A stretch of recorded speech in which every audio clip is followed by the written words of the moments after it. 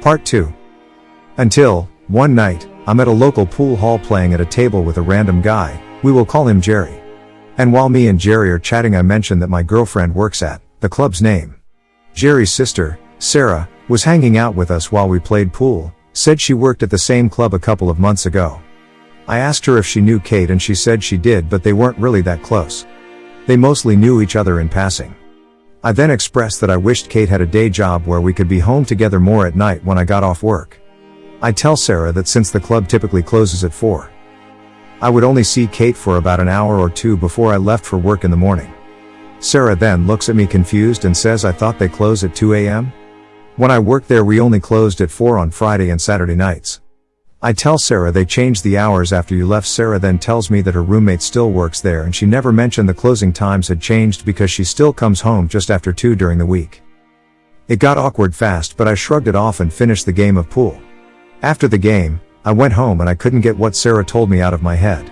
I looked up the club Kate worked at and indeed, it said they were only open till 4 a.m. on Friday and Saturday nights and 2 a.m. every other night.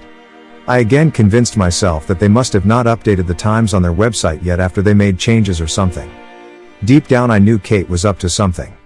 But I was so scared of being lied to again after years of avoiding relationships for that exact reason. I was in full-fledged denial. The next day was a Sunday night. I texted Kate and asked her when she would be off that night and she said she would be home at 4:30 and she would text me when she was on her way. So at 2:30 a.m. I called the club and asked if I could speak with her. It was about her son. The manager answered and told me they had closed at 2, and Kate already left.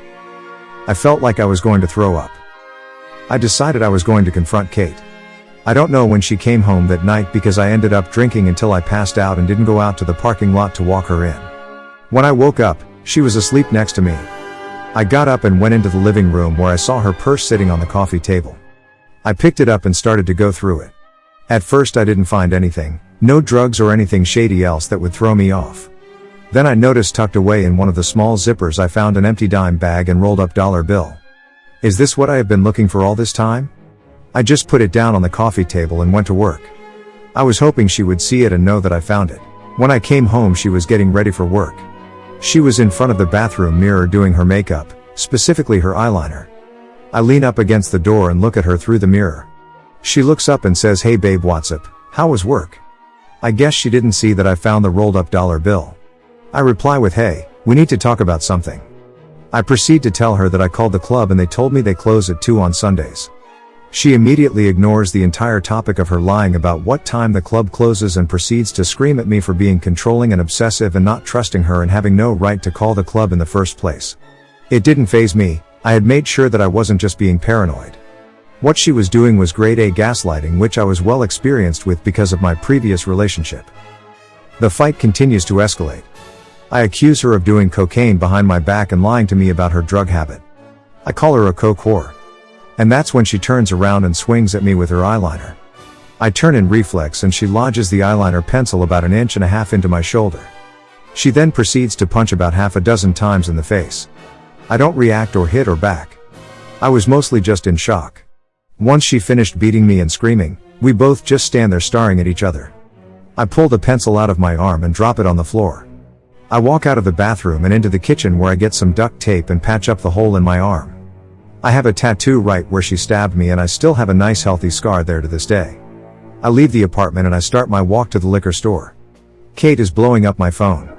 She is doing the whole thing where she is apologizing and when she doesn't get a response she beginning throwing insults and then repeats that cycle over and over. I buy a bottle of Fireball whiskey and proceed to walk and drink and walk and drink.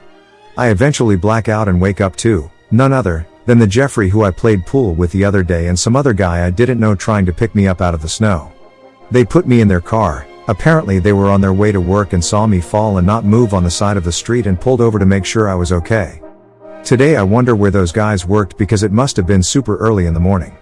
I was walking for hours at that point and probably blacked out long before I fell. I had finished the whole bottle of whiskey very quickly. When I was in the car with them, they asked me what was going on and why I was walking around at that time of night that far from the town. I could barely talk. It felt like my lips were frozen. I was able to tell them where I lived and they dropped me off at home. When I go inside, Kate is shocked and tries to get me to lay down and get me warm. I blacked out again shortly after and wake up in a pool of vomit in my bed. I get up and take a shower and go out into the living room where Kate is sitting on the couch crying. We begin to talk. She apologizes for stabbing me with the eyeliner pencil, and she admits that she had started doing coke again and was going to her co-worker's place. A few of them lived together in an apartment. They were all females, and she would do coke with them before coming home. She first started doing it to help her get through work, and it just kept escalating. I asked her if it was just coke or if it was other stuff too, because there were some nights where she seemed like she was more than just coke.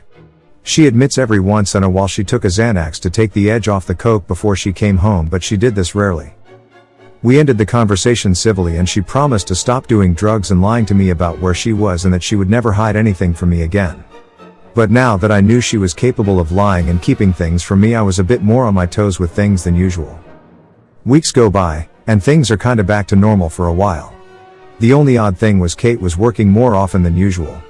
She would cover for people more or pick up extra shifts randomly more often. Before she only worked 4 days a week, but now she working 6 or 7 days. It didn't become suspicious until I noticed that if we had a fight on a night she wasn't scheduled to work, she would immediately start getting ready and tell me she texted her manager and asked if she could come in because she needed to get away from me. We only had one car, and this was before Uber was really everywhere, so I couldn't go check out her work to see if she really was at work. But then one day my friend was over while Kate was at work, and we were just playing video games and decided we wanted to go out to get some Taco Bell. Neither of us had it in forever. We had the munchies and wanted to find one, so I pulled out my phone to look on Google Maps where the nearest Taco Bell was. That's when I noticed something I had never seen before.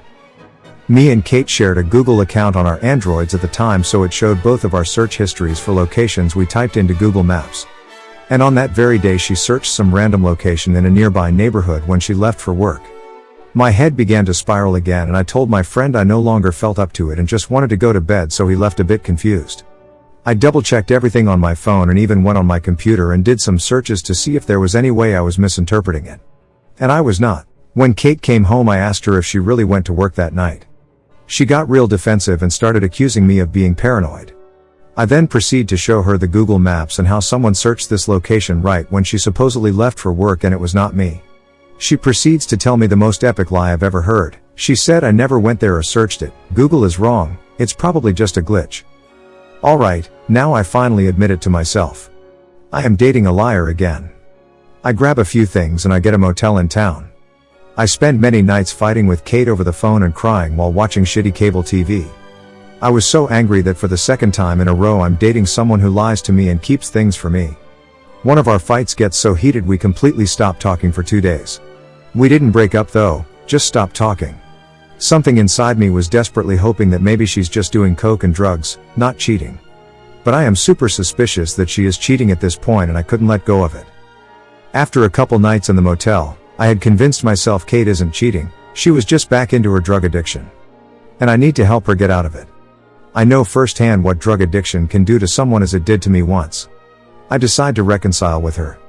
It was later at night and I knew she would be back home in a few hours, and I would meet her in the parking lot with some flowers or something. I borrowed a friend's car, went to the shop and bought some flowers and headed home. I park in the parking lot and begin to wait for Kate to get home. At around 2:45 a.m. I see our car drive up to the parking lot. But I see someone in the passenger seat. It was Kate. She wasn't driving. She was sitting in the passenger seat. There was a man I didn't know driving my car. I just laid low and watched. When this random dude that didn't know parked my car, I wasn't ready for what happened next. Another man also gets out from the back seat. WTF is happening? Who are these people? The three of them walk into our apartment. I pull out my phone and begin to write a text message to Kate. I tried to act like I didn't know anything so that I could see what she would say. Maybe these were just platonic friends and she had nothing to hide? I text her and ask her if she was home yet from work and if I could come over and we could talk things out. I told her I wanted to apologize for yelling and saying some hurtful things during our fights. I don't get any messages back for about 15 minutes, and then I get a text from her saying, "I just got home, but I want some alone time. I do love you with all my heart, let's talk tomorrow?" My heart was beating out my chest as I read the text. I banged my head on the steering wheel in rage while simultaneously crying. And thanks you for watching Everyday New Movies. See you soon.